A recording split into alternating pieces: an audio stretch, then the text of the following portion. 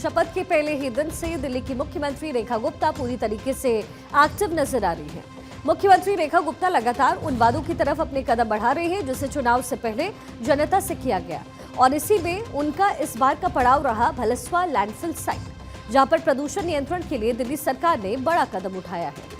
प्रदूषण को नियंत्रित करने के लिए और भलसवा लैंडफिल साइट को एक नया जीवन देने के लिए दिल्ली सरकार ने बांस रोपण अभियान की आज से शुरुआत की, जिसमें दिल्ली के उपराज्यपाल विनय कुमार सक्सेना, मुख्यमंत्री रेखा गुप्ता, बीजेपी सांसद योगेंद्र चंदोलिया और मंत्री मनजिंदर सिंह सिरसा भी शामिल रहे।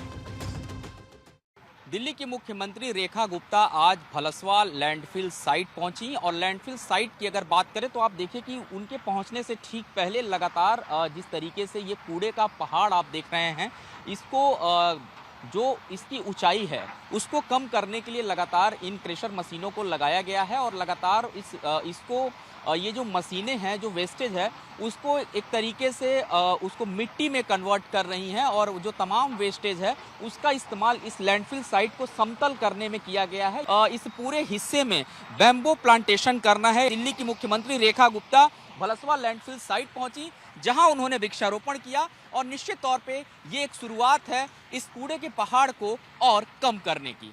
कैमरामैन श्रवण के साथ गौरव मिश्रा, भारत 24, दिल्ली।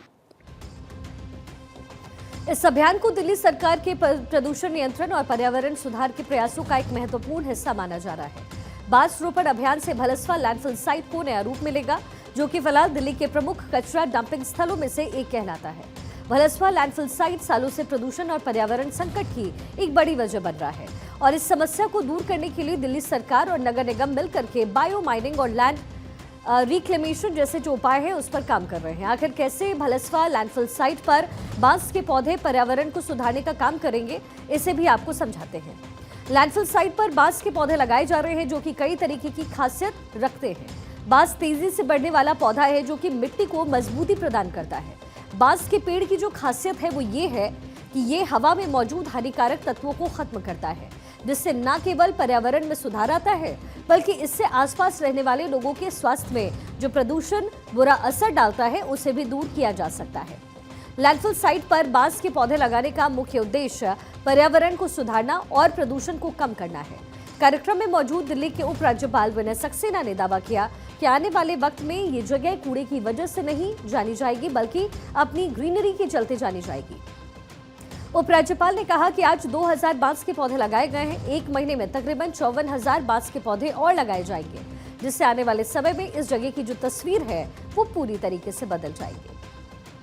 माननीय मुख्यमंत्री जी, माननीय मंत्री जी के साथ, माननीय एमपी साहब के साथ भलसवा लैंडफिल साइट पर आए हुए हैं, और आज यहाँ दिल्ली में एक नई शुरुआत हुई है।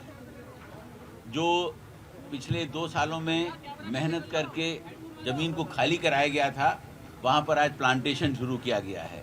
आज 2000 बैम्बू के पेड़ों को यहाँ पर लगाया गया है।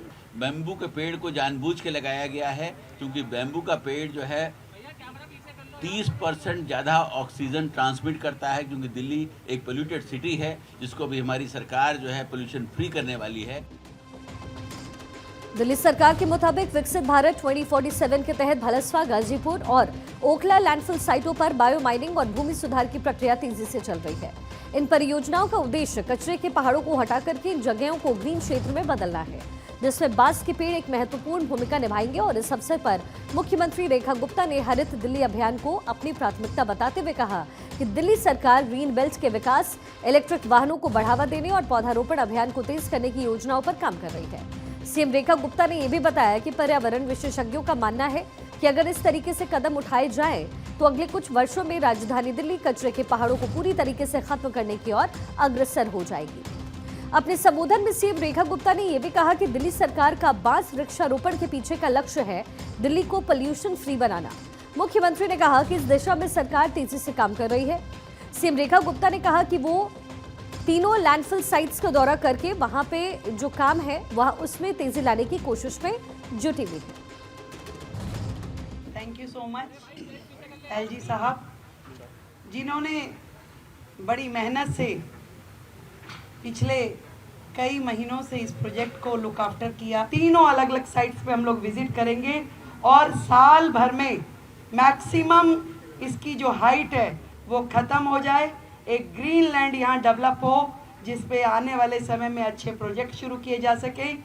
दिल्ली को साफ करना, दिल्ली को सुंदर करना, यही हमारा मिशन है।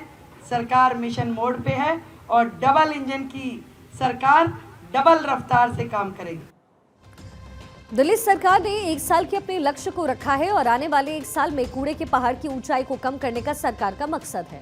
वहीं कूड़े के पहाड़ों का वेस्ट मटेरियल के इस्तेमाल का भी दिल्ली सरकार ने एक प्लान बनाया है। कूड़े के पहाड़ों के वेस्ट मटेरियल से राष्ट्रीय नेशनल हाईवे और पीडब्ल्यूडी के पार्कों को डेवलप करने का काम किया जाएगा।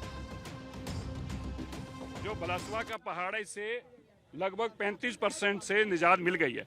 70 एकड़ में ये पहाड़ था, इसमें से 25 एकड़ जमीन को रिक्लेम कर लिया गया है।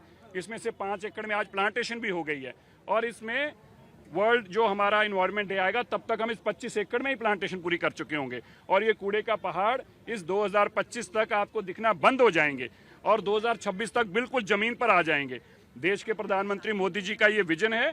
विकसित भारत के साथ साथ विकसित दिल्ली तभी होगी जब हम इसको पोल्यूशन रहित करेंगे, जब यहाँ पे कूड़ा रहित करेंगे। भलसवा लैंडफिल साइट दिल्ली की प्रमुख कूड़ा डंपिंग और कूड़े का निपटारा करने वाले स्थलों में से एक है। यहाँ पर सालों से कचरा जमा होता रहा है। कूड़े की वजह से इसके आसपास के क्षेत्रों में प्रदूषण और स्वास्थ्य संबंधी समस्याएं बढ़ी हैं। दिल्ली के उपराज्यपाल विनय सक्सेना ने मई 2023 में गाजीपुर, भलसवा और ओखला लैंडफिल साइट का दौरा किया, जिसमें कूड़े के निपटारे के काम की समीक्षा हुई है और उनकी कोशिश रंग भी लाई थी। एलजी के प्रयासों से 7 महीनों में कूड़े के पहाड़ों की ऊंचाई में लगभग 15 मीटर की कमी आई और अब इस कूड़े के पहाड़ पर युद्ध स्तर पर काम करने का दिल्ली सरकार ने इरादा बनाया। ऐसे में इतना तय है कि आने वाले वक्त में लैंडफिल साइट की सूरत बदलना तय माना जा रहा है।